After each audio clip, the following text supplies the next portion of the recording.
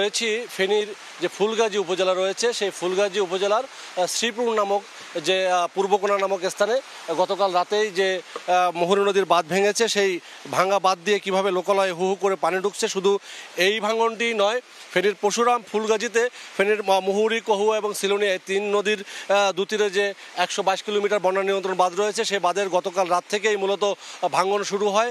এখন পর্যন্ত পানি উন্নয়ন বোর্ড যেটা জানিয়েছে যে তাদের ১৫টি স্থানে ভেঙেছে এবং জেলা প্রশাসন এবং উপজেলা প্রশাসন যেটা আমাদেরকে জানিয়েছেন এর ফলে প্রায় ৩০ থেকে ৩৫টি গ্রাম প্লাবিত হয়েছে এবং এ সকল প্লাবিত বা বন্যা কবলিত লোকদের জন্য এ সকল এলাকার শিক্ষা প্রতিষ্ঠানগুলোকে আশ্রয়কেন্দ্র হিসেবে ঘোষণা করেছে প্রায় ১৩২টি আশ্রয়কেন্দ্র, যদিও সেখানে কিছু সংখ্যক লোক যাচ্ছে।